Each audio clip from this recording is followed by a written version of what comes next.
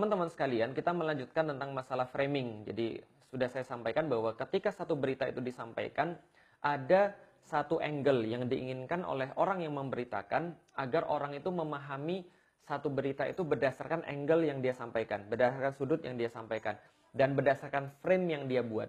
Jadi kalau taruhlah misalnya ada pemandangan segini, lalu kemudian frame-nya segini, maka orang itu tidak dipersilakan untuk melihat secara utuh, tapi melihat hanya frame yang dia sediakan. Nah, inilah namanya framing dalam dunia pemberitaan. Misalnya seperti apa? Sudah saya sampaikan misalnya, ketika pelakunya seorang muslim, biasanya kata-kata yang dibuat untuk framing tadi, misalnya contoh, this jihad misalnya, this terror attack misalnya, dan sebagainya. Berarti ketika muslim yang melakukan, maka disampaikan dengan jihad, dengan teror. Sehingga frame di kepala orang ketika melihat suatu berita, ketika melihat seorang muslim, maka frame yang terdapat adalah bahwa pelakunya kalau muslim pasti melakukan teror, pasti melakukan jihad. Hasil daripada framing ini, ketika seseorang melihat orang yang berjenggot, ketika melihat orang muslim, maka dia langsung takut. Kenapa? Karena langsung terpikir referensi-referensi yang sudah pernah dia dapat. Bahwa yang pelaku terorisme itu berjenggot, bahwa pelaku jihad itu adalah orang yang orang muslim, dan dia pelakunya misalnya yang brutal-brutal, penembakan orang, pembantaian orang, dan sebagainya, itu dinisbatkan kepada muslim. Misalnya contoh, kalau Anda lihat lagi film-film di Hollywood misalnya, pelaku-pelaku teror itu pasti yang berjenggot dan pasti muslim. Maka wajar ketika ada orang dengar azan dia langsung takut. Lah kenapa? Oh, ini pasti nanti sebentar lagi ada pelaku teror. Misalnya contoh lagi, sudah diadakan sebuah sosial eksperimen misalnya. Ketika seseorang itu misalnya ada di jalan gitu kan ya, di tempat umum, tiba-tiba ada orang bilang Allahu Akbar, oh langsung takut. Nah, seolah-olah sebentar lagi ada bom yang mau meledak gitu ya. Nah, ini adalah framing juga. Jadi framing ini adalah sesuatu yang ditekankan terus-menerus dalam kepala seseorang, hingga kepala seseorang itu dipenuhi dengan referensi-referensi tertentu, hingga dia akan otomatis menebak sesuatu itu dari referensi-referensi yang masuk. Misal contoh, teman-teman yang lahir tahun 80-an atau tahun 90-an awal, ketika dikatakan begini, pasti punya efek yang sama. Apapun makanannya, minumannya, titik. Nah, pasti akan muncul sesuatu yang sama. Itu maksudnya framing. Referensi-referensi yang masuk, sehingga akan menghasilkan otomatisasi, kira-kira kita akan mikir seperti apa.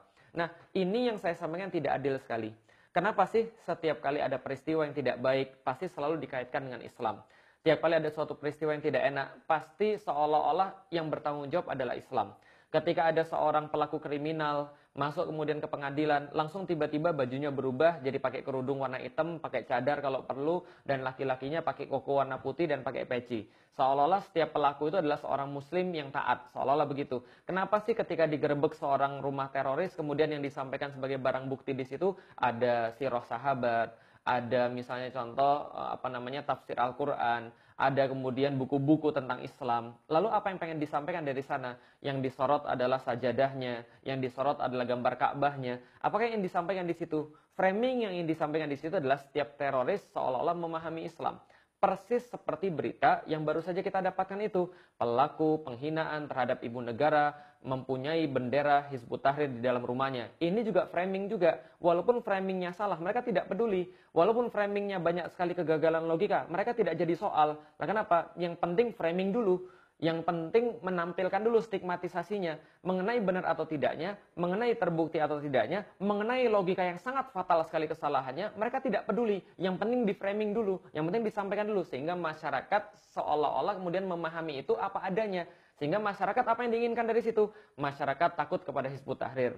Masyarakat takut terhadap bendera tauhid. Mereka takut terhadap kalimat tauhidnya sendiri, Masya Allah. Padahal yang menangkap mungkin juga bersyahadat. Dan dia harusnya tahu bahwa itu adalah syahadat dia yang tidak ada hubungannya sama sekali dengan kelakuan-kelakuan buruk yang dilakukan, yang ditangkap itu. Nah, harusnya itu yang dimengerti. Nah, kembali lagi ke masalah framing. Framing ini menjadi sangat berbahaya apabila dilakukan untuk sesuatu yang jahat. Misalnya seperti tadi, seolah-olah Islam bertanggung jawab atas seluruh perbuatan-perbuatan jahat yang dilakukan oleh seseorang. Seolah-olah kemudian Islam yang menginspirasi segala-galanya. Padahal di situ banyak kesalahan logika yang sudah kita bahas, bahwa yang pertama, Hizbut Tahrir tidak punya bendera.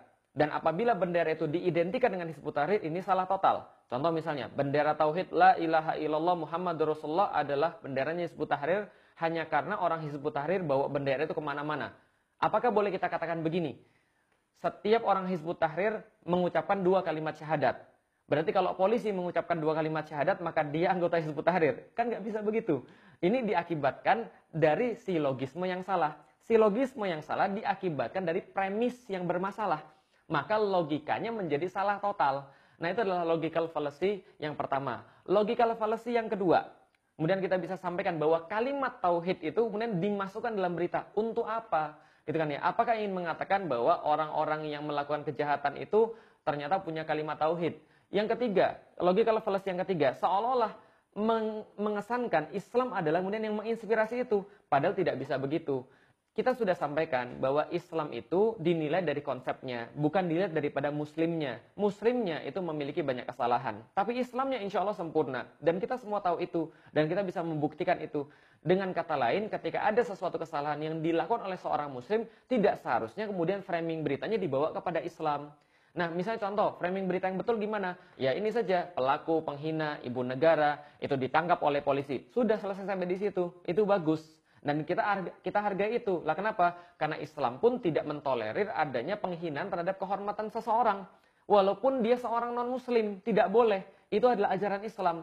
Nah, tidak boleh di framing seolah-olah Islam yang menginspirasi. Jujur dong, adil dong dalam memberitakan sesuatu. Lah kenapa? Karena kalau Anda memberitakan sesuatu berdasarkan apa yang Anda inginkan, itulah yang dinamakan Anda jahat itu. Gitu ya. Lalu kemudian yang perlu kita sampaikan lagi teman-teman sekalian. Di dunia maya itu, ketika kita berdakwah, memang betul. Ketika kita berdakwah itu kita terikat pada satu aturan-aturan. Tidak boleh kemudian seenaknya sendiri. Tapi teman-teman sekalian, yang khususnya dari pihak penegak keadilan, mbok ya kemudian harus adil terhadap orang-orang yang ada di dunia maya. Jangan ketika pelakunya muslim, lantas kemudian langsung di-framing dengan sesuatu yang negatif. Tapi apabila pelakunya bukan muslim, seolah-olah banyak sekali alasan untuk tidak memproses suatu kasus itu. Misal kemarin, ada seseorang yang sudah jelas-jelas menyampaikan, sebelum kita dibunuh, kita harus bunuh duluan. Ini bukan lagi ujaran kebencian, tapi sudah ancaman, memprovokasi jelas-jelas. Tapi tidak pernah diperlakukan sebagaimana mestinya. Sebagaimana ketika itu misalnya pelakunya seorang muslim. Kita nggak bisa bayangkan apa yang terjadi apabila itu pelakunya seorang muslim dan petinggi partai pula. Kita nggak bisa bayangkan. Nah ini adalah kemudian ketidakadilan yang orang lihat sehari-hari. Bagaimana ketika kasus kemudian ada satu kasus, ada orang yang melaporkan malah kemudian kena kasus. Sedangkan orang yang dilaporkan ternyata biasa-biasa saja. Ini sebuah ketidakadilan yang terus-menerus kita lihat, yang terus-menerus dilihat oleh umat, yang kemudian membuncah gitu kan ya. Terus-menerus kemudian terakumulasi, tertumpuk-tumpuk hingga akhirnya kemudian ya keluar dalam bentuk-bentuk yang mungkin tidak sesuai. Walaupun tadi sudah saya sampaikan, tidak ada alasan bagi seorang muslim ketika dia berdakwah lantas dia melakukan suatu keharaman, gitu ya. Jadi ini perlu kemudian dipertimbangkan pula. Maka karena itulah, mbok ya kita harus adil. Kita harus benar-benar jujur dalam menyampaikan sesuatu. Jangan sampai ketika kita menyampaikan sesuatu, kita inginkan sesuatu yang tidak baik di sana. Apakah rakyat mau diprovokasi? Apakah umat mau diprovokasi dengan itu? Seolah-olah bendera tauhid bertanggung jawab. Apakah dari pihak kepolisian menginginkan agar umat ini takut dengan bendera tauhidnya sendiri? Padahal bendera tauhid itu sekali lagi bukan bendera organisasi manapun dan tidak boleh diklaim sebagai bendera organisasi manapun, sebab itu adalah bendera Rasulullah Shallallahu Alaihi Wasallam yang disampaikan kepada kita berdasarkan hadis yang sahih. Salah satunya yang disampaikan oleh Ibnu Abbas, kanat rayatu Rasulullah Shallallahu Alaihi Wasallam saudah waliwa'uhu abyad, bahwa sesungguhnya panji Rasulullah Shallallahu Alaihi Wasallam berwarna hitam dan benderanya berwarna putih. Termaktub di dalamnya la ilaha illallah Muhammadur Rasulullah. Itu syahadat Anda sendiri. Itu adalah kalimat tauhid Anda sendiri. Kok masa tega-teganya Anda kemudian mendiskreditkan sehingga orang takut dengan bendera tauhidnya sendiri? Na'udzubillahi min dzalik. Mudah-mudahan ini menjadi sebuah keterangan bagi kita. Mudah-mudahan ini semua jadi kebaikan bagi kita. Kita doakan betul bahwa tidak semua orang di dunia ini adalah seperti malaikat. Tidak ada orang yang semua sempurna. Juga tidak ada orang di dunia ini semuanya seperti syaitan yang tidak ada kebaikan sama sekali. Kita semua manusia. Kita punya kemungkinan untuk berbuat salah. Kita punya kemungkinan untuk berbuat baik. Oleh karena itu, mungkin yang harus ditanamkan pada umat pada saat ini, termasuk pada para penguasanya, termasuk pada penegak-penegak hukumnya. Kita ini manusia. Dan berlakulah sebagai manusia. Anda tidak pasti benar kok. Dan kita pun juga tidak mengklaim sebagai yang paling benar. Dan Anda bisa jadi punya salah. Dan kita pun pasti punya banyak salah. Oleh karena itu mari ngobrol. Mari kemudian diskusi. Mari kemudian kita budayakan budaya-budaya Indonesia. Jangan semua diselesaikan dengan cara framing yang tidak pantas. Stigmatisasi buruk terhadap Islam.